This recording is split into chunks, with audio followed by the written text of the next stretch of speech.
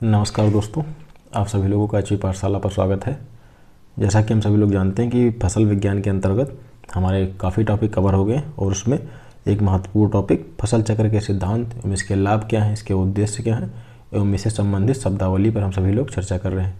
तो अपने लेक्चर को आगे बढ़ाने से पूर्व पहले फटाफट रिवीजन करते हैं, फिर आगे बात करते हैं। 2-4 मिनट में जितना भी हम लोगों ने पढ़ा उसको रिवीजन कर लेते हैं ताकि आप अपने आप को इससे जोड़ पाएँ, और अगर आप लोगों ने पढ़ रखा है तो उसका रिवीजन भी हो जाएगा आप लोगों को आसानी से। क्योंकि कहा जाता है ज़रूरी ये नहीं कि आपने कितना पढ़ा है, ज़रूरी ये है कि आपने कितना रिवीजन किया है। तो आगे बढ़ने से पहले फटाफट इस चीज़ों का रिवीजन करते हैं। जैसे कि हमारा फसल चक्र के सिद्धांतों के बारे में बात कर रहे थे, तो इसमें कौन कौन से फसल चक्र के सिद्धांत हैं। अधिक खाद चाहने वाली फसलों के बाद कम खाद चाहने वाली फसलों को उगाया जाना चाहिए, और दलहनी फसलों के बाद आमतौर पर अदलहनी फसलों को उगाया जाना चाहिए। और अच्छा, हम विस्तार से चर्चा नहीं करेंगे, जो महत्वपूर्ण बिंदु उन्हीं सब पर बात करेंगे। गहरी जड़ वाली फसलों के बाद उथली जड़ वाली फसलों पर गहरी जड़ वाली फसलों के बाद उथली जड़ वाली फसलों को उगाया जाना चाहिए। अधिक पानी चाहने वाली फसल के बाद आमतौर पर कम पानी चाहने वाली फसल पर उगाया जाना चाहिए। फसल चक्र को ऐसा बनाएं जिससे जो कीट बीमारियां हैं उनके जो भी हैं वो समान ना होने पाएँ। और फसल चक्र बनाते समय मृदा तथा जलवायु का विशेषकर ध्यान रखा जाना चाहिए। अधिक निकाई गुड़ाई चाहने वाली फसलों के बाद आमतौर पर उन फसलों को उगाएं जो जिनमें हमें कम निकाई गुड़ाई की करने की आवश्यकता पड़े। फसल चक्र बनाते समय उसमें फसलों का समावेश ऐसा होना चाहिए कि विभिन्न साधनों जैसे श्रम, सिंचाई आदि का समुचित उपयोग हो सके। फसल चक्र के लाभ क्या है। मृदा की उर्वरा शक्ति बनी रहती है। कीट खरपतवार नियंत्रण पर कीटों और खरपतवारों पर हमें नियंत्रण प्राप्त होता है। फसल चक्र अपनाने से फसलों से अधिक मात्रा में क्या होती है, उपज प्राप्त होती है। दलहनों को सम्मिलित करने से भौतिक दशा मिट्टी की ठीक रहती है और जैव पदार्थ की कमी नहीं होने पाती है। मानव पशु का समुचित प्रयोग होता है। सीमित संसाधनों जैसे खाद, सिंचाई आदि में भी फसलों को उगाया जा सकता है। तो ये कुछ इसके लाभ हैं। वहीं ये काफ़ी ज़्यादा इंपॉर्टेंट टॉपिक है, फसल पद्धति से संबंधित शब्दावलियाँ। इनसे सीधे तौर पर भी प्रश्न पूछे जाते हैं और कह सकते हैं कि आमतौर पर कभी कभी इसके उदाहरण भी पूछे जाते हैं। तो क्रॉप सिस्टम और क्रॉपिंग सिस्टम में अक्सर कन्फ्यूजन होता है। तो क्रॉप सिस्टम किसे कहा जाता है। फसल उगाने के सभी अवयव, इनका आपसी संबंध एवं इन अवयवों का वातावरण का आपस में समाविष्ट होना क्या कहलाता है, क्रॉप सिस्टम कहलाता है। जबकि अगला हमारा बिंदु है क्रॉपिंग सिस्टम। तो निश्चित क्षेत्र पर निश्चित समय में जो शस्यक्रम विभिन्न प्रक्षेत्र स्रोतों, प्रक्षेत्र धंधों व उपलब्ध तकनीकी के बीच अपनाया जाता है, इसमें तकनीकी की बात करी गई है, उसे क्या कहा जाता है, क्रॉपिंग सिस्टम कहा जाता है।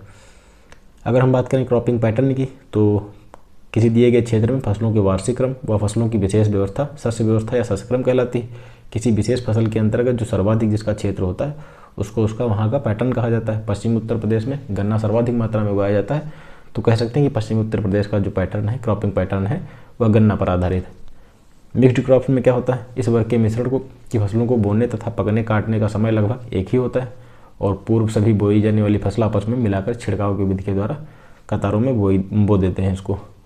वहीं कंपेनियन क्रॉप्स किसे कहा जाता है, इसमें दोनों फसलों के बीज बोने से पहले इन्हें एक साथ नहीं मिलाया जाता है, अलग अलग पंक्तियों में बोया जाता है। जैसे कि सरसों की 2 कतारों के बीच 5 पंक्तियां गेहूं की उगाया जाना। आगुमेंटिंग क्रॉप्स किसे कहा जाता है, ये मुख्य फसल की उपज को बढ़ाने के लिए गौड़ फसलों उसके साथ मिला दी जाती हैं, जैसे कि बरसीम की फसल के साथ सरसों को बोया जाना। वहीं जो इंटरक्रॉपिंग है, भूमि से अधिक आय प्राप्त करने के उद्देश्य से बागानी फसलें या फिर ऐसी फसलें जिनमें पंक्ति से पंक्ति का जो फासला होता है, स्पेसिंग होती है, वो अधिक होती है। पंक्तियों के बीच में कम अवधि की अन्य फसलों को उगाया जाना क्या कहलाता है, अंतरासस्यन या फिर मध्यवर्ती फसल कहा जाता है। जो सिनर्जेटिक क्रॉपिंग है, 2 फसलों को साथ साथ उगाने पर यहाँ पर दोनों फसलों की अलग अलग उपज, दोनों फसलों को अलग अलग शुद्ध फसल के रूप में उगाने की अपेक्षा अधिक प्राप्त होती है। शरदकालीन, उदाहरण के तौर पर शरदकालीन गन्ना प्लस आलू, इसको हमने विस्तार से समझाया, पूर्व का लेक्चर आप सभी लोग देखिए, अच्छे से समझ में आ जाएगा। मल्टी स्टोराइड क्रॉपिंग किसे कहा जाता है, भूमि के किसी निश्चित क्षेत्र पर निश्चित समय में अलग अलग ऊंचाई की कई फसलों को उगाया जाना। अलग अलग ऊंचाई की यहाँ कहा जा रहा है, तो मान लीजिए जो भी आप फसलें उगा रहे हैं वो उनकी जो ऊंचाई है समान ना होने पाए, अलग अलग ऊंचाई की हो, तो उसे क्या कहा जाएगा, बहुमंजिला खेती कहा जाएगा। वहीं गली या फिर एले क्रॉपिंग किसे कहा जाता है, भूमि की उर्वरक शक्ति को या फिर उत्पादन शक्ति को बढ़ाने के लिए कृषित फसलों को जब गलियारे अथवा रास्तों के बीच में जब उगाया जाता है तो उसे क्या कहा जाता है, एले क्रॉपिंग या फिर गली क्रॉप कहा जाता है। इन भूमियों पर गलियारे वृक्षों व झाड़ियों से संबंधित वृक्षों व झाड़ियों से स्थापित किए जाते हैं। गार्ड क्रॉप या फिर बॉर्डर या फिर आउटर क्रॉप किसे कहा जाता है, मुख्य फसल खेत के बीच में आमतौर पर उसमें लगाई जाती है तथा इसकी रक्षा के लिए चारों ओर गौड़ फसल बोई जाती है, जिसे क्या कहा जाता है, रक्षक या सीमांत फसल कहा जाता है। गन्ने के खेत में चारों ओर ढैंचा, अरहर के कूड़ आदि इत्यादि लगा दिए जाते हैं। शस्यक्रम योजना की बात करें, शस्यक्रम योजना क्या है, क्रॉपिंग स्कीम क्या है, तो जिसके अनुसार किसी फार्म के विभिन्न खेतों में बिना भूमि की उर्वरक तत्व में कमी लाए अधिक उपज प्राप्त करने के लिए जो फसलें उगाई जाती हैं वो क्या कहलाएंगी, क्रॉपिंग स्कीम कहलाएंगी। कुछ इसके उद्देश्य दिए गए हैं, तो इसको आप पढ़ने के लिए और समझने के लिए पूर्व का लेक्चर देख लीजिए।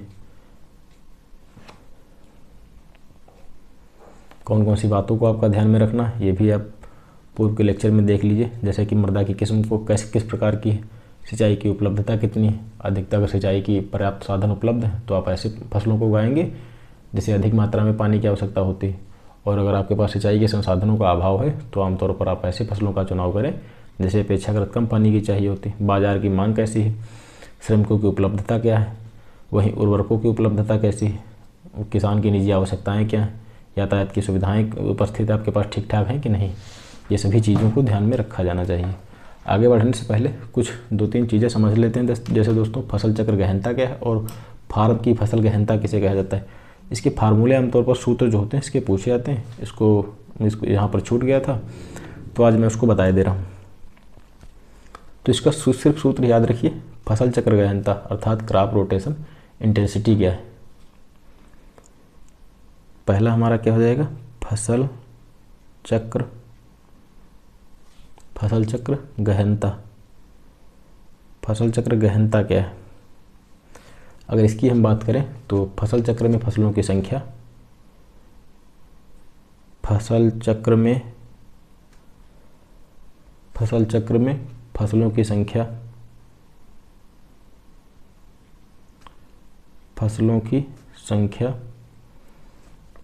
फसल चक्र में फसलों की संख्या अपान फसल चक्र के वर्ष, फसल चक्र के वर्ष इंटू आपका क्या हो गया, 100 हो गया। तो आप चाहे इसको समझिए या फिर रटिए, पर इसको याद रखिए। फसल चक्र गहनता का तात्पर्य क्या है, जो आपने फसल चक्र अपनाया है उसमें फसलों की संख्या कितनी है और उसको डिवाइड करेंगे फसल चक्र के वर्षों से और उसको मल्टीप्लाई कर देंगे 100 से, तो आपका क्या हो जाएगा, क्रॉप रोटेशन इंटेंसिटी आपको पता चल जाएगी। वहीं आपका अगला क्या है, क्रॉपिंग इंटेंसिटी ऑफ फार्म अर्थात फार्म की फसल गहनता। फार्म की फसल गहनता क्या है, फार्म की फसल गहनता किसे कहा जाता है। तो फार्म की फसल गहनता को ज्ञात करने के लिए आप एक वर्ष में कुल कृषि क्षेत्र अपान शुद्ध कृषि क्षेत्र इंटू 100 से ज्ञात करेंगे। तो एक वर्ष में कुल कृषि क्षेत्र, एक वर्ष में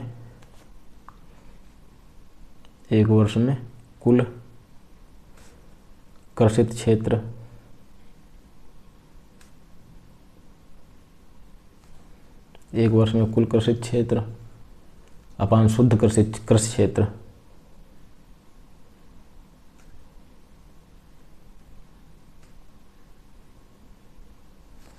इंटू 100। तो आपसे अगर फसल चक्र गहनता अगर आपसे पूछी जाती तो इसका सूत्र क्या हो जाएगा, फसल चक्र में फसलों की संख्या अपान फसल चक्र के जो वर्ष हैं वो कितने हैं, और उसको आप अगर मल्टीप्लाई कर देंगे 100 से तो क्या हो जाएगा, फसल चक्र गहनता आपको पता चल जाएगी। वहीं अगर फार्म की फसल गहनता आपको ज्ञात करनी है अर्थात क्रॉपिंग इंटेंसिटी ऑफ फार्म ज्ञात करनी है, तो आप एक वर्ष में कुल कृषि क्षेत्र कितना है, एक वर्ष में कितना आपके पास कुल टोटल जो कृषि क्षेत्र है वो कितना है, और उसको भाग देंगे शुद्ध कृषि क्षेत्र से तथा गुणा करेंगे 100 से, तो आपको क्या प्राप्त हो जाएगा, फार्म की फसल गहनता प्राप्त हो जाएगी। ये 2 महत्वपूर्ण फार्मूले हैं, इनको आपको याद रखना है। अब हम सभी लोग कुछ एग्रीकल्चर से इंपॉर्टेंट शब्दावलियाँ हैं, काफ़ी ज़्यादा इंपॉर्टेंट है, इसको पढ़ लेते हैं। सीधे तौर पर इनसे प्रश्न बनते हैं या फिर कह सकते हैं कि इनके एग्जाम्पल से भी प्रश्न पूछे जाते हैं।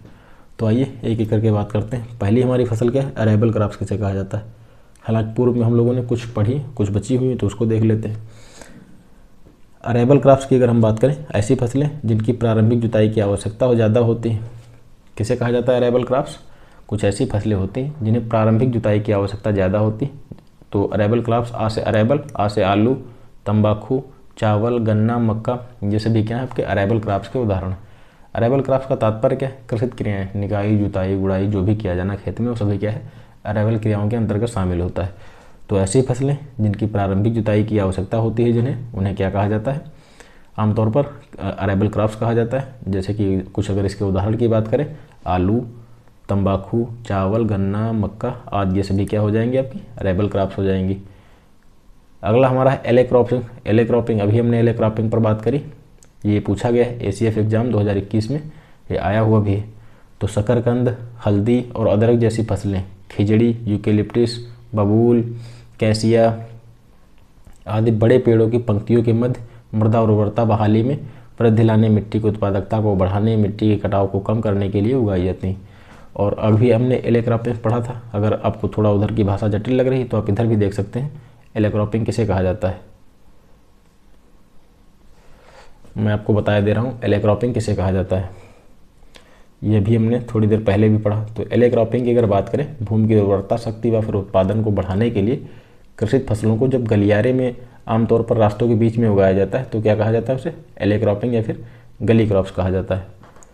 तो वही बात की जा रही है यहाँ पर भी। थोड़ा यहाँ पर भाषा थोड़ी जटिल दी हुई है कि शकरकंद, हल्दी और अदरक जैसी फसलें, खिजड़ी, यूकेलिप्टिस, बबूल और कैसिया आदि बड़े पेड़ों की पंक्तियों के मध्य में उर्वरता की बहाली में वृद्धि लाने के लिए, जब मिट्टी की उत्पादकता को बढ़ाने और मिट्टी के कटाव को कम करने के लिए उगाई जाती हैं, तो उन्हें क्या कहा जाता है? एले क्रॉपिंग कहा जाता है। एले को आमतौर पर गली क्रॉपिंग भी कहा जाता है। तो आप ऐसे भी याद रख सकते हैं कि बड़े पेड़ों के मध्य में जब छोटी फसलों को उगाया जाता है तो उसे क्या कहा जाता है? एले क्रॉपिंग कहा जाता है, गली क्रॉप्स कहा जाता है रास्तों पर। आर्गुमेंटिव फसल किसे कहा जाता है? जिन्हें सहायक क्रॉप्स किसे कहा जाता है? ये फसलें मुख्य फसलों की उपज को पूरक करती हैं। जैसे पहली कटाई में उच्च उपज प्राप्त करने के लिए बरसीम या लूसन के साथ आमतौर पर सरसों की बुआई कर देना। अभी हमने सहायक फसलों के बारे में बात करी कि मुख्य फसलों की उपज को पूरक करती हैं। कहने का तात्पर्य जो मुख्य फसल की जो उपज होती है उसको क्या करती हैं? बढ़ाती हैं। ठीक है, जैसे पहली कटाई में उच्च उपज प्राप्त करने के लिए बरसीम या फिर आप क्या करेंगे? लूसन के साथ सरसों की बुआई कर देंगे। ठीक है, अगला हमारा बिंदु है एवेन्यू फसल किसे कहा जाता है? जो एवेन्यू क्रॉप्स हैं वो क्या होती हैं? तो एवेन्यू क्रॉप्स की अगर हम बात करें, ये फसलें खेत की सड़क के सहारे बाड़ की तरह उगाई जाती हैं। ये आमतौर पर क्या होती हैं? एवेन्यू जो क्रॉप्स होती हैं दोस्तों, ये सड़क के सहारे बाड़ की तरह उगाई जाती हैं। किसके रूप में? तो इसको याद रखिए, कौन सी फसलें ऐसी हैं जिन्हें आमतौर पर बाड़ के रूप में उगाया जाता है, तो एवेन्यू क्रॉप्स होती हैं। जैसे अरहर, सिसल, ग्लिसराइडिया, ये क्या है? आपकी एवेन्यू क्रॉप्स के उदाहरण हैं। अरहर, सिसल, ग्लिसराइडिया। कैश क्रॉप्स किसे कहा जाता है? नकदी फसलें क्या होती हैं? ऐसी फसलें घर पर नहीं रखकर सीधा बाजार में बिक्री के लिए उगाई जाती हैं ताकि इन्हें नगद पैसा प्राप्त किया जा सके। जैसे जूट, कपास, तंबाकू, गन्ना, ये सभी क्या हैं? नकदी क्रॉप्स होते हैं। कैश क्रॉप्स की अगर हम बात करें, इन्हें किसान उगाता तो है, पहले तो क्या करेगा?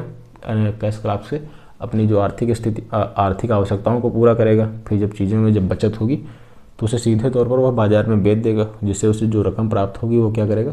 अपने परिवार की आवश्यकताओं को पूरा करेगा, अपनी आर्थिक स्थिति में सुधार करेगा। इसीलिए इसे क्या कहा जाता है? कैश क्रॉप्स कहा जाता है। तो कैश क्रॉप्स किसे कहा जाता है? ऐसी फसलें आमतौर पर क्या होता है? सीधा बाजार में बिक्री के लिए उगाई जाती हैं, जिनसे क्या होता है? नगद पैसा मिलता है। उदाहरण के तौर पर जूट, कपास, तंबाकू, गन्ना, ये सभी क्या है? कैश क्रॉप्स के कुछ उदाहरण हैं। कैश क्रॉप्स के एग्जाम्पल दोस्तों काफ़ी इंपॉर्टेंट है, तो इनको याद रखिए। आलू हो गया आपका, जूट हो गया, कपास हो गया, तंबाकू हो गया, गन्ना हो गया, ये सभी कैश क्रॉप्स के कुछ उदाहरण हैं। कैच फसलें किसे कहा जाता है? कैच फसल किसे कहा जाता है? इन्हें मुख्य फसल से जो प्रतिकूल स्थिति के कारण विफल रही के विकल्प के रूप में उगाया जाता है। तो कैच क्रॉप किसे कहा जाता है? मुख्य फसल जो प्रतिकूल स्थिति के कारण विफल रही उसके विकल्प के रूप में उगाया जाता है। आमतौर पर मान लीजिए आपने क्या करा, मान लीजिए आपने गेहूँ उगाई, मेन क्रॉप, जैसे आपके पास फील्ड है और आपने यहाँ पर क्या उगाया? गेहूँ उगाया, और किसी प्राकृतिक आपदा या फिर कृत्रिम हस्तक्षेप के चलते क्या हुआ?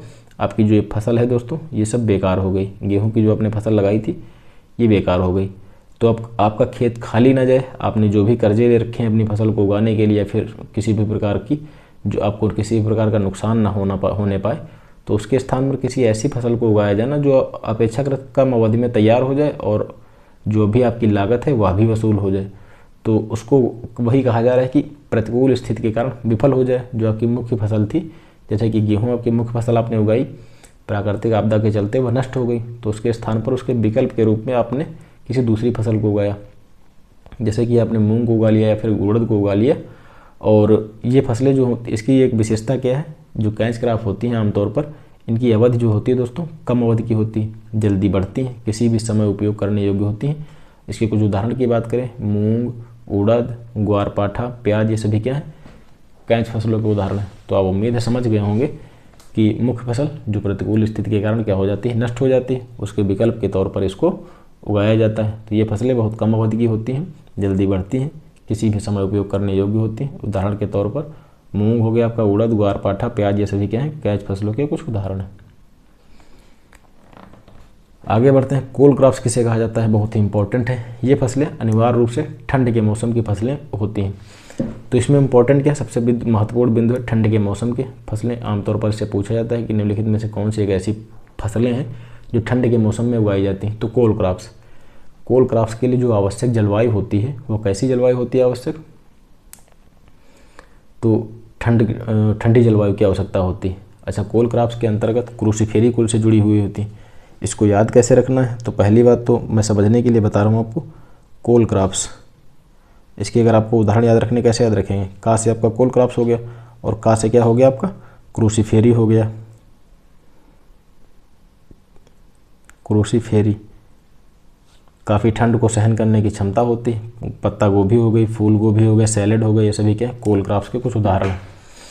कोल से आपका क्या हो गया, गोल हो गया, कोल बराबर गोल। और जो गोल होते हैं आप देखते हैं फूल गोभी, पात गोभी जो होती है वो क्या होती है, गोल होती है दोस्तों। फूल गोभी जो हो गई और जो पात गोभी होती हैं आपको क्या होती हैं, वो गोल होती हैं। ठीक है, तो ऐसे आप याद रखिए।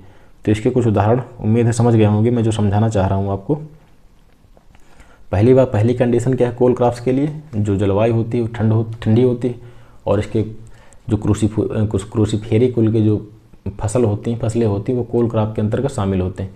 इसके लिए आप तौर पर काफ़ी ठंड को सहन करने की क्षमता होती है। उदाहरण के तौर पर पत्ता गोभी, फूल गोभी, सैलेड, ये सभी क्या हैं, ये कोल क्रॉप्स के अंतर्गत शामिल होते हैं। तो कोल से आपका हो गया गोल और गोल से आपका हो गया गोभी। तो आप ऐसे भी याद रखें, तो जो गोभियाँ हैं वो क्या है कोल क्रॉप्स के अंतर्गत शामिल हैं। और समझने के लिए गोभियाँ जो होती हैं गोल होती हैं। तो ये कोल फसलों से रिलेटेड हो जाएगा, खास करके क्रूसीफेरी याद रखिए, ज़्यादा इंपॉर्टेंट है।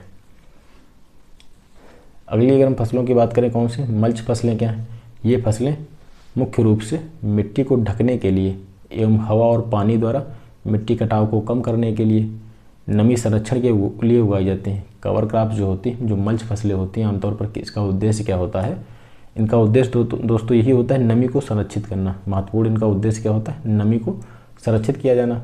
इसके कुछ उदाहरण की बात करें, लोबिया, मूंगफली, उड़द, शकरकंद। तो मान लीजिए आपका ये खेत है, ठीक है, मान लीजिए आपका ये खेत है। अब इसके अंतर्गत जो भी फसल उगाई गई, जैसे कि आपने लोबिया उगाई, तो लोबिया, मूंगफली, उड़द, शकरकंद, ये जो फसलें होती हैं इनका आच्छादन करने का जो एरिया होता है अधिक होता है। कैसा हो जाएगा, यहाँ से मान लीजिए ऐसे हो गया, ये जितने में आप बोएंगे तो अधिक से अधिक ज़मीन को ये कवर करने का कार्य करेंगे। ठीक है, अधिक से अधिक ज़मीन को ये कवर करेंगे, इनका आच्छादन जो होगा सर्वाधिक मात्रा में होगा। तो जब ये क्या हो जाएंगी, फैल जाएंगी ऐसे, तो जो सूर्य की किरणें हैं वो ज़मीन के सीधे संपर्क में नहीं आ सकेंगी, जिससे क्या हो जाएगी आपकी जो नमी है वो संरक्षित रहेगी। वही कहा जा रहा है कि कवर फसलें, मल्च फसलें किन्हें कहा जाता है। तो ये फसलें मुख्य रूप से मिट्टी को ढकने के लिए, हवा और पानी के द्वारा मिट्टी कटाव को कम करने के लिए एवं नमी संरक्षण के लिए क्या करी जाती, उगाई जाती। उदाहरण की बात करें, लोबिया हो गई आपकी, मूंगफली हो गई, उड़द हो गया, शकरकंद हो गए, ये सभी क्या हैं कुछ इसके महत्वपूर्ण उदाहरण हैं। पूरक फसलों की बात करें, कंप्लीमेंट्री क्रॉप्स क्या होते हैं, तो कंप्लीमेंट्री क्रॉप्स में ऐसी फसलों को उगाकर एक दूसरे के फसल को लाभान्वित किया जाता है। पहली बात तो पूरक, अगर आप थोड़ा शब्द पर ही ध्यान दें तो आप आसानी से समझ पाएंगे पूरक का तात्पर्य क्या है, एक दूसरे की मदद करना, तो ऐसी फसलों को उगाकर एक दूसरे की फसल को लाभान्वित किया जाता है। जैसे कि पूरक फसल के जो उदाहरण हैं क्या हो जाएंगे, ज्वार प्लस लोबिया, ये पूरक फसल का उदाहरण हो जाएगा। अब कैसे उदाहरण है, कहने का तात्पर्य है कैसे एक दूसरे के लिए पूरक हो सकती हैं। तो जो ज्वार होता है वो क्या करता है, लोबिया से नाइट्रोजन ग्रहण करता है। जो लोबिया होती है एक दलहनी फसल के अंतर्गत शामिल है मान लीजिए आप, तो इसमें जो इसकी जो जड़ों में जो गांठें पाई जाती हैं वो क्या करती हैं, वायुमंडल में उपस्थित जो नाइट्रोजन होता है उसके स्थिरीकरण करने का कार्य करती हैं। तो जो लोबिया हो गई वो ज्वार को क्या करेगी, लोबिया दोस्तों ज्वार को आमतौर पर नाइट्रोजन उपलब्ध कराती है। और लोबिया को जो ज्वार से सहारे की आवश्यकता होती है, जो ज्वार की फसल हो गई, मान लीजिए आपके ज्वार की फसल है, ठीक है, ये आपका ज्वार का पौधा है, ये आपका मान लीजिए ज्वार का पौधा है, ठीक है, और ये आपका लोबिया का दोस्तों पौधा है। ये किसका पौधा है, ये आपका लोबिया का पौधा है। और अब इसे क्या हो जाएगा, इससे जो भी ये निकले होंगे तो इसको सहारे की आवश्यकता हो जाएगी। सहारे लोबिया के पौधों को क्या होगी दोस्तों, बढ़ने के लिए हल्का सहारे की आवश्यकता होगी। तो ये क्या करेगा, जो लोबिया का पौधा होगा ये आमतौर पर इसको नाइट्रोजन उपलब्ध कराएगा। ज्वार के पौधों को क्या करेगा, नाइट्रोजन उपलब्ध कराएगा। ये आपकी क्या हो गई, ये नाइट्रोजन हो गई। तो ज्वार के पौधों को नाइट्रोजन उपलब्ध कराएगा और जो ज्वार का पौधा होगा लोबिया के पौधों को क्या करेगा, सहारा उपलब्ध कराएगा। ये इनको सहारा उपलब्ध कराएगा लोबिया के पौधों को। तो पूरक फसलें किन्हें कहा जाता है, ऐसी फसलों को उगाकर एक दूसरे की फसल को लाभान्वित किया जाता है। उदाहरण के तौर पर आपका ज्वार और लोबिया हो गए। जो ज्वार को लोबिया से नाइट्रोजन मिलता है और लोबिया को ज्वार से सहारे की आवश्यकता होती है। तो उम्मीद है यह भी बिंदु आप समझ गए होंगे। आगे बढ़ते हैं। ले फसलें किन्हें कहा जाता है, ऐसी फसलों को पशुओं के लिए चारे या कटाई के लिए उगाया जाता है। आमतौर पर जो ले फसलें होती हैं उन्हें पशुओं के लिए चारे या फिर कटाई के लिए उगाया जाता है। भविष्य में पशुओं को खिलाया जाता है। अगला हमारा है नर्स क्रॉप्स किसे कहा जाता है। तो नर्स, पहली बात तो शब्द से ही तात्पर्य क्या है, नर्स क्या करती है हॉस्पिटल में, मरीजों की क्या करती हैं दोस्तों, मरीजों की सेवा करती हैं या फिर सहायता करती हैं, ठीक है। मरीजों की या तो सेवा करेंगे या फिर सहायता करेंगी। तो आइए अब देखते हैं क्या दिया गया। इन फसलों को, अन्य फसलों को छाया प्रदान करके पोषण के लिए उगाया जाता है। जो नर्स फसलें होती हैं आमतौर पर अन्य फसलों को छाया प्रदान करके या फिर पोषण के लिए उगाया जाता है, जैसे कि मटर में राई, सरसों।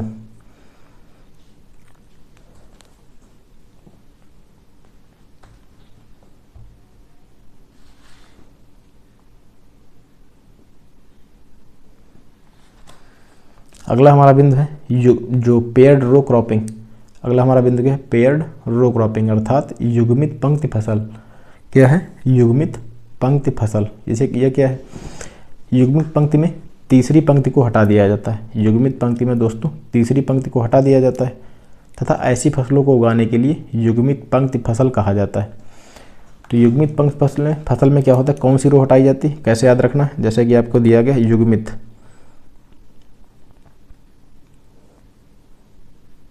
युग्मित की बात करें अगर हम, तो ता से क्या हो जाएगा आपका, तीसरा हो जाएगा, ता से तीसरी। तो इसमें कौन सी पंक्ति हटाई जाएगी, तीसरी पंक्ति हटाई जाएगी। तो उम्मीद है समझ गए होंगे अब। जैसे कि दिया गया युग्मित ता से आप क्या करेंगे, ता से तीसरी पंक्ति को हटा देंगे, ठीक है। ऐसी फसलों को उगाने को युग्मित पंक्ति फसल कहा जाता है। यह शुष्क भूमि के लिए उपयुक्त है और इसका उद्देश्य नमी को संरक्षित करना है। अगला हमारा बिंदु है पुनः स्थापनात्मक फसलें, रिस्टोरेटिव क्रॉप्स किसे कहा जाता है। ऐसी फसलें मिट्टी के संवर्धन के साथ साथ एक अच्छी फसल प्रदान करती हैं, जैसे उदाहरण के तौर पर लेग्यूम फसलें। तो दलहनी फसलें आमतौर पर नाइट्रोजन के स्थिरीकरण का कार्य करती हैं और मिट्टी की जो भौतिक दशा होती है उसमें सुधार करने का कार्य करती हैं, उसकी उर्वरक शक्ति को बढ़ाती हैं, उसके संगठन को बेहतर करती हैं, इन सब में मदद करने का कार्य करती हैं। स्किप क्रॉपिंग क्या है, नंबर 14 हमारा क्या है, स्किप क्रॉपिंग किसे कहा जाता है। बुआई की नियमित पंक्ति श्रृंखला में एक पंक्ति को बिना बोए छोड़ दिया जाता है। स्किप का तात्पर्य क्या होता है, छोड़ना। शाब्दिक अर्थ इसका क्या है, स्किप का तात्पर्य क्या हो जाएगा, लेफ्ट करना या फिर किसी चीज़ को छोड़ना। अगर आप किसी चीज़ को फॉर्म भर रहे होते हैं जो कह सकते हैं कि वैकल्पिक तौर पर होते हैं, तो क्या होता है, आप उसको स्किप कर देते हैं। तो स्किप का शाब्दिक अर्थ क्या होता है, छोड़ना होता है।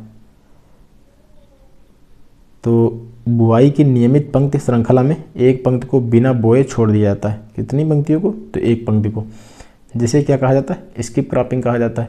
तो जब कैसे, जैसे कि मान लीजिए ये आपके इसमें कूड़ है, ठीक है, ये आपने कूड़ बनाए, जिनमें आपको फसलों को लगाना है। तो आपने क्या करा कि कहा जा रहा है कि बुआई की नियमित पंक्ति श्रृंखला में एक पंक्ति को बिना बोए छोड़ दिया जाता है। तो इसमें इसकी बुआई करी आपने और इसको छोड़ दिया, इसमें बुआई करी और इसको छोड़ दिया, इसमें बुआई करी, तो ये हो गई आपकी कौन सी, स्किप क्रॉपिंग के, ये स्किप क्रॉपिंग पद्धति हो गई आपकी। तो जो ये आपकी फसल हो जाएगी, इसको पर्याप्त मात्रा में एरिया मिल जाएगा ग्रोथ करने का, फैलने के लिए, वानस्पतिक वृद्धि करने के लिए। ये आपको इसके पर्याप्त मात्रा में ये हो जाएगा, आसानी से क्या हो जाएगा, ये फैल सकेंगी चारों ओर, अपनी वानस्पतिक वृद्धि अच्छी कर सकेंगी और मजबूत हो सकेंगी। तो बुआई की नियमित पंक्ति श्रृंखला में एक पंक्ति को बिना बोए छोड़ देना क्या कहलाता है, स्किप क्रॉपिंग कहा जाता है। अगला हमारा बिंदु है, अगली हमारी जो फसल है, स्मूदर क्रॉप्स किसे कहा जाता है। ये फसलें बड़ी कैनोपी के साथ जल्दी जल्दी बढ़ने वाली क्षमता वाली होती हैं, जैसे लोबिया, ज्वार, सरसों। जो स्मूदर क्रॉप्स होते हैं इनकी ग्रोथ जो होती अच्छी होती है दोस्तों। ट्रैप क्रॉप या फिर डिकोय फसलें, ट्रैप क्रॉप को क्या कहा जाता है, ट्रैप क्रॉप को आमतौर पर डिकोय फसलों के नाम से भी जाना जाता है, जैसे कि परजीवी खरपतवार, कीट और मृदा जनित हानिकारक बायोटिक एजेंट को आकर्षित करने के लिए खेत की सीमा पर इनको उगाया जाता है, ट्रैप क्रॉप कहा जाता है। ट्रैप क्रॉप किसे कहा जाता है, परजीवी खरपतवार, कीट, मृदा जनित हानिकारक बायोटिक एजेंट को आकर्षित करने के लिए इन्हें खेत की सीमा पर उगाया जाता है। मान लीजिए आपकी ये फसल है, ये आपकी क्रॉप है, ठीक है, वो आपने जो अन्य जो ट्रैप क्रॉप जो होगी, आपने इसकी बाउंड्री पर ट्रैप क्रॉप उगाई विभिन्न प्रकार के कीटों को आकर्षित करने के लिए, तो ये आपकी क्या कहलाएगी, ये ट्रैप क्रॉप कहलाएगी। इस पर हम लोग पूर्व के क्लासेस में भी विस्तारपूर्वक चर्चा कर चुके हैं। साइलेज क्रॉप्स किसे कहा जाता है, इस तरह की फसलों को हरा चारा अनुपलब्धता की स्थिति के दौरान पशुधन को खिलाने के लिए बरसीम, मक्का, ज्वार के हरे चारे को प्राकृतिक किण्वन या अम्लीकरण की प्रक्रिया के द्वारा हवा रहित गड्ढों में संरक्षित करने के लिए उगाया जाता है। इसमें ध्यान देने वाली बात क्या है, साइलेज क्रॉप्स में अम्लीकरण की बात की जा रही है, इसको आपको ये बिंदु याद रखना है। कभी कभी साइलेज से संबंधित एक और शब्दावली है वो पूछी जाती है, शायद साइलिंग करके कुछ होता है, मुझे एग्जैक्ट याद नहीं आ रहा है इस वक्त, तो उसमें अम्ल की बात नहीं करी जाती है। वो सीधे तौर पर क्या होता है, सीधे तौर पर पशुओं को खिला दिया जाता है।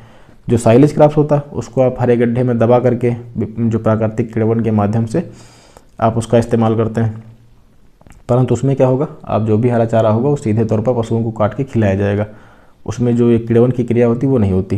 तो इसीलिए कन्फ्यूजन के लिए आप क्या ध्यान रखेंगे कि जो साइलेज क्रॉप, जैसे इस तरह की फसलों को हरा चारा, जब आपके पास हरा चारे की अनुपलब्धता होती और पशुधन को खिलाने के लिए आप क्या करेंगे, बरसीम, मक्का, ज्वार, ये सभी क्या हैं, इनको प्राकृतिक किण्वन या अम्लीकरण की प्रक्रिया के द्वारा हवा रहित गड्ढों में संरक्षित करने के लिए उगाया जाता है।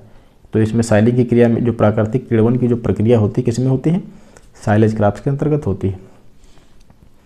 अगला हमारा बिंदु है मिश्रित खेती को लेकर के। मिश्रित खेती किसे कहा जाता है, एक विशेष खेत पर खेती की एक प्रणाली है जिसमें फसल उत्पादन, पशुधन, मुर्गी पालन, मछली पालन, मधुमक्खी पालन, किसान की यथासंभव जरूरतों को पूरा किया जाता है। तो एक तो हो गई मिश्रित खेती दोस्तों, मिक्स्ड फार्मिंग, और एक हो गई मिक्स्ड क्रॉपिंग। ये दो चीज़ें होती हैं। तो जो मिश्रित खेती है उसमें क्या होता है, इसमें फसल उत्पादन के साथ आप कुक्कुट उत्पादन भी करेंगे। फसल उत्पादन के साथ आमतौर पर क्या होता है, कुक्कुट उत्पादन भी होता है।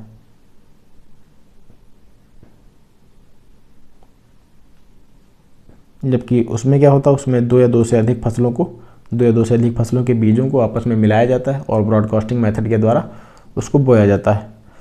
तो खैर, मिश्रित खेती की अगर हम बात करें, इसमें क्या होगा, अब विशेष खेत पर खेती की एक प्रणाली है, आमतौर पर यह खेती की क्या है, प्रणाली है, और जिसमें फसल उत्पादन,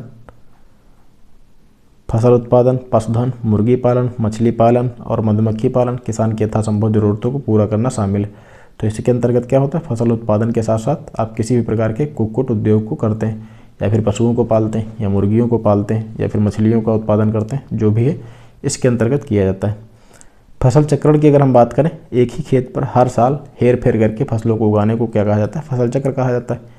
वहीं मोनोक्रॉपिंग या फिर मोनोकल्चर किसे कहा जाता है, अगर बात की जाए मोनोक्रॉपिंग की या फिर मोनोकल्चर को, तो उसे क्या कहा जाता है, साल दर साल खेत पर केवल एक फसल को उगाना मोनोकल्चर कहा जाता है। प्रत्येक साल दर साल अगर आप किसी एक ही फसल को लगातार उगा रहे हैं तो उसे क्या कहा जाएगा, मोनोक्रॉपिंग या फिर मोनोकल्चर कहा जाएगा। मल्टीपल क्रॉपिंग किसे कहा जाता है? मल्टीपल क्रॉपिंग क्या चीज़ होती है? तो एक कैलेंडर वर्ष में एक ही भूमि पर 2 या 2 से अधिक फसलों को उगाना कई फसलों के रूप में जाना जाता है। इसमें इंटरक्रॉपिंग, मिश्रित क्रॉपिंग और सीक्वेंस क्रॉपिंग शामिल होता है। मल्टीपल क्रॉपिंग आमतौर पर कहा जाता है। इंटरक्रॉपिंग किसे कहा जाता है? निश्चित पंक्ति पैटर्न पर भूमि के एक ही टुकड़े पर एक साथ 2 या 2 से अधिक फसलों को उगाया जाना इंटरक्रॉपिंग कहा जाता है। वहीं मिश्रित फसल क्या होता है? 2 या 2 से अधिक फसलों के बीजों को मिलाकर एक साथ बोना क्या कहा जाएगा? मिश्रित फसल कहा जाएगा। अभी हमने बात करी थी अभी हमने आपको पूर्व में ही बताया था मिश्रित फसल और मिश्रित खेती में क्या अंतर होता है।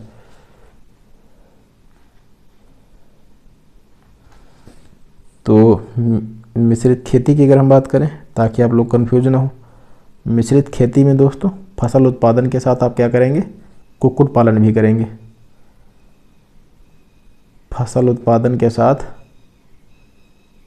कुक्कुट पालन भी करेंगे।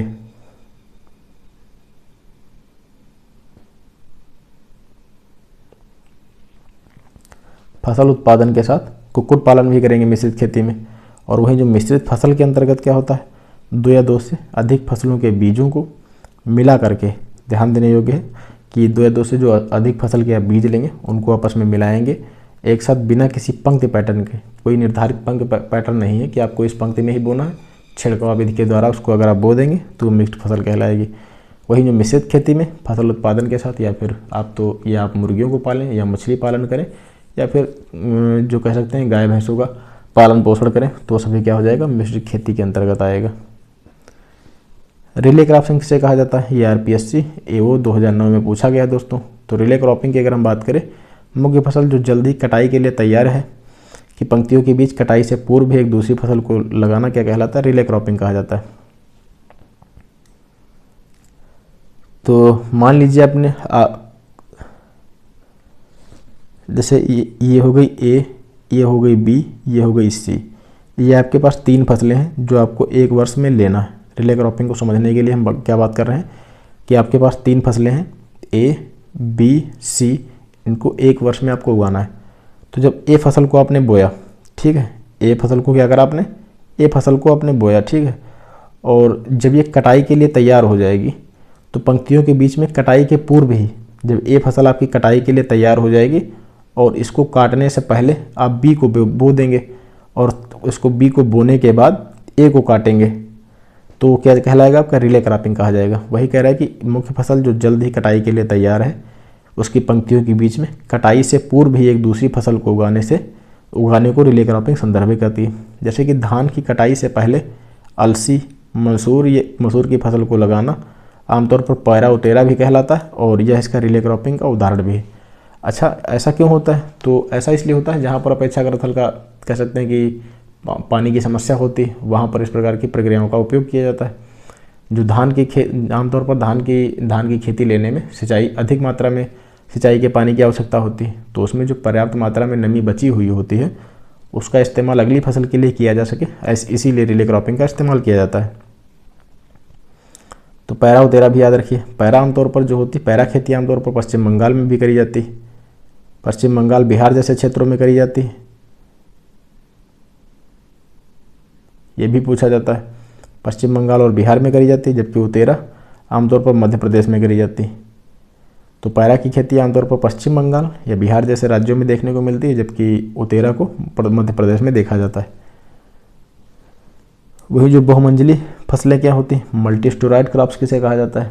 तो एक निश्चित अवधि में भूमि के एक निश्चित टुकड़े पर एक साथ विभिन्न ऊंचाइयों की 2 या 2 से अधिक फसलों की खेती को क्या कहा जाता है? बहुमंजिली खेती कहा जाता है। ये आरपीएससी AO 2009 में पूछा गया आपका प्रश्न है। और अंतिम हमारी जो शब्दावली है वो क्या है? रेटूनिंग का तात्पर्य क्या है? पहली वाली फसल के तना अवशेष से दूसरी वाली फसल को लेने की प्रथा को क्या कहा जाता है? रेटूनिंग कहा जाता है। जो पहली वाली फसल है उसके जो तने के जो अवशेष बचते हैं उससे दूसरी फसल लेने की जो प्रक्रिया है वो क्या कहलाती है दोस्तों? वो रेटूनिंग कहा जाती है। आमतौर पर इसके कुछ उदाहरण की बात करें, गन्ना हो गया आपका, विभिन्न प्रकार की जो घासें हैं वो सभी हो गई। तो जिनके यहाँ गन्ने की खेती अधिक होती है, जैसे कि हमारे इधर गन्ने की खेती अधिक होती है, तो वो क्या होती है, वहाँ पर रेटनिंग की प्रक्रिया हमारे यहाँ अपनाई जाती है। तो रेटनिंग की प्रक्रिया का तात्पर्य क्या है, मान लीजिए आपकी ये गन्ने की फसल हो गई, ठीक है, ये आपकी गन्ने की फसल है दोस्तों, ठीक है, ये आपकी गन्ने की फसल हो गई।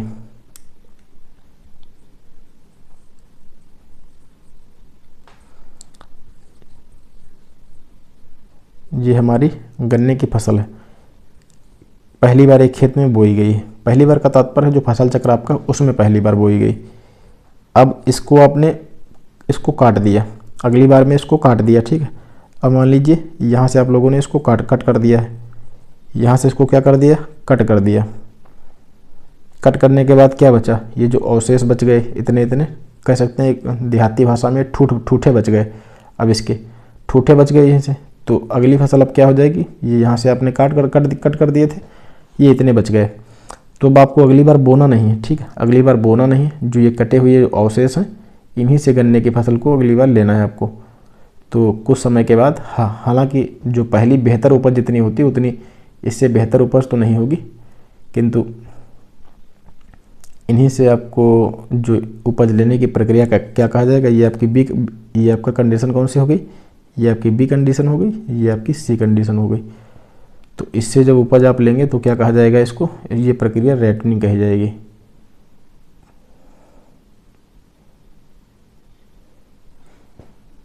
ये प्रक्रिया क्या कही जाएगी, ये प्रक्रिया दोस्तों रेटनिंग कही जाएगी।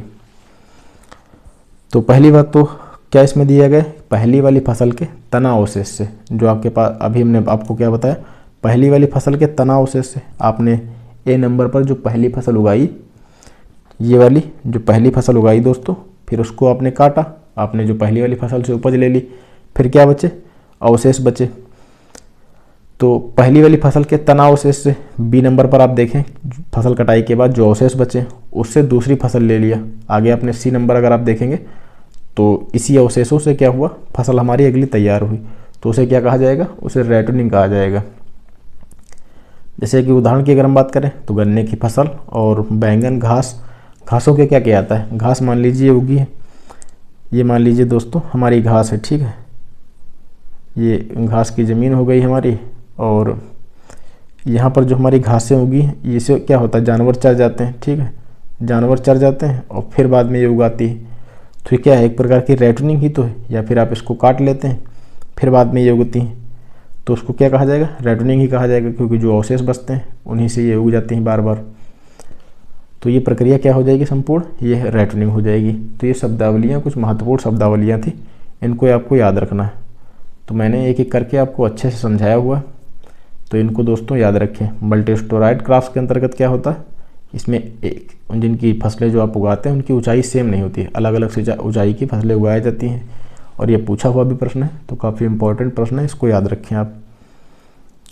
वहीं रिले क्रॉप्स भी पूछा गया है, तो रिले क्रॉप्स में क्या होता है, अगर आपने कोई फसल, मुख्य फसल उगाई है तो उसकी नमी का समुचित उपयोग करने के लिए आपने क्या किया, उसकी कटाई से पूर्व ही किसी अन्य फसल को आपने लगा दिया, तो वो रिले क्रॉपिंग के अंतर्गत आ जाएगी। अच्छा, जो पैरा फसल पद्धति है आपकी, वो कहाँ पर इस्तेमाल करी जाती है, पश्चिम बंगाल और बिहार जैसे राज्यों में आमतौर पर हमें देखने को मिलती है, जबकि उतेरा आमतौर पर मध्य प्रदेश में देखने को मिलती है। इंटरक्रॉपिंग में क्या होता है, इंटरक्रॉपिंग में इसमें ये ध्यान देने वाली चीज़ है, निश्चित पंक्ति पैटर्न के साथ भूमि के एक ही टुकड़े पर एक साथ दो या फिर अधिक फसलों को उगाया जाना इंटरक्रॉपिंग कहलाता है। वहीं जो इसमें आपको ध्यान देने योग्य यह चीज़ है, मिश्रित फसल और मिश्रित खेती, इसमें कन्फ्यूजन नहीं होना है, तो इसको अच्छे से आप थोड़ा समझ लीजिए। मिश्रित फसल में क्या होता है, दो या दो से अधिक फसलों के बीजों को आपस में, आपने पहले किन्हीं दो फसलों को लिया, या फिर दो या दो से अधिक फसलों का भी आप चुनाव कर सकते हैं, उनके बीजों को आपस में, उनके बीजों को आपने मिलाया, और बिना किसी निर्धारित पैटर्न के, कोई पैटर्न नहीं कि आपको कितने एरिया में बोना है या कौन कौन से कूड़ हैं या किन पंक्तियों में बोया जाना, उसको आपने एक में उनके बीजों को फसलों के मिलाया और फिर खेत में छिड़कवा विधि से आपने बो दिया, तो क्या कहा जाएगा, मिश्रित फसल कहा जाएगा। अब मिश्रित खेती की बात करें तो इसमें जो मिश्रित खेती के अंतर्गत आप फसलों के उत्पादन तो करेंगे ही, किंतु उसके साथ साथ आप कुक्कुट पालन भी करेंगे। तो ऐसा क्यों होता है, तो ऐसा यह होती है किसानों की आय में वृद्धि करने के लिए, या फिर किन्हीं विषम परिस्थितियों में किसानों को आर्थिक नुकसान न उठाना पड़े, उसके लिए इस प्रकार के कदम उठाए जाते हैं। तो मिश्रित खेती में क्या होता है, आपको फसल उत्पादन भी करना होगा, उसके साथ साथ या तो आप मुर्गी पालन करें या फिर पशुओं को पालें, जिससे उसका दूध बेचकर आपको आर्थिक आय प्राप्त हो सकती है, और या फिर क्या करेंगे, मधुमक्खी पालन वगैरह करेंगे। तो ये सभी मिश्रित खेती के अंतर्गत शामिल होता है। तो ये थोड़ा कन्फ्यूजन वाली चीज़ थी, मुझे लगा बता देना चाहिए, आप अच्छे से इसको याद रखिए। तो ये हमारा टॉपिक समाप्त हो गया। अब हम सभी लोग अगले टॉपिक के साथ मिलेंगे। धन्यवाद दोस्तों, अगले लेक्चर में।